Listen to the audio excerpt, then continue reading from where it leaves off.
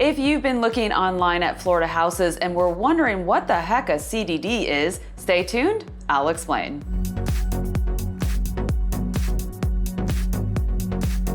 Hey everybody, Melanie Atkinson here, realtor with Smith & Associates in beautiful Tampa Bay, Florida, and today is my very first frequently asked question episode.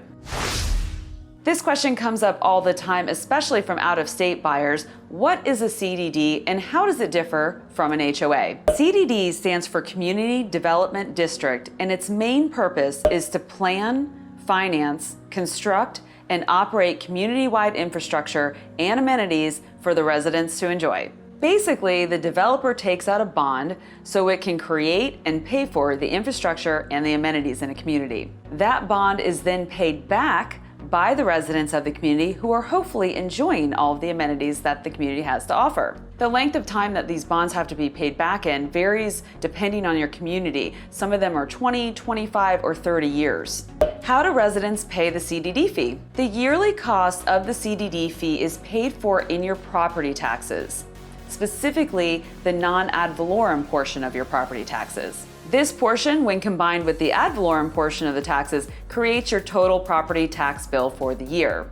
It's a bit complicated. I'm happy to explain more if you reach out to me. How much is a typical CDD per year? Well, that's a hard question to answer because it really does vary widely depending on the community, but I will tell you that a lot of the new large communities that are currently under construction, the CDD is around $2,000 a year. How does a CDD differ from an HOA?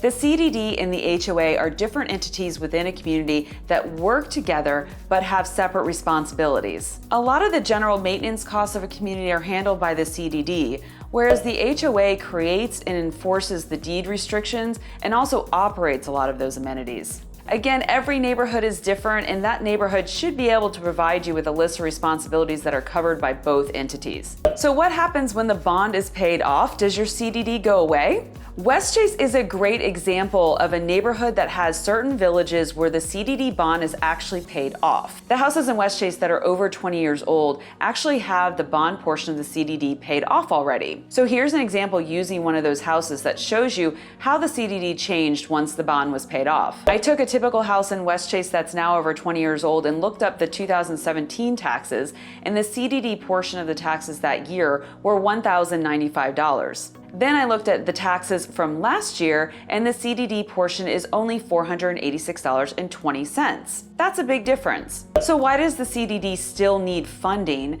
if the bond is paid off? Well, part of the responsibility of the CDD is the maintenance portion, so they still need funding so they can take care of that responsibility. And that cost will probably never go away in your community. So why would I spend extra money to live in a CDD community when I can choose a community that doesn't have a CDD? There are definitely options of communities without a CDD, but those options tend to be smaller communities with less amenities. So ask yourself this question: are you one of those people that are going to be using the community amenities a lot? If you're not, then you might be better off looking at a community that doesn't have a CDD. But keep in mind that typically non-CDD communities will have a higher HOA cost than a CDD community because the HOA is now responsible for all of the maintenance of that community, even if it doesn't have a lot of amenities. I hope this quick episode helps clear up any of your confusion with CDDs and HOAs.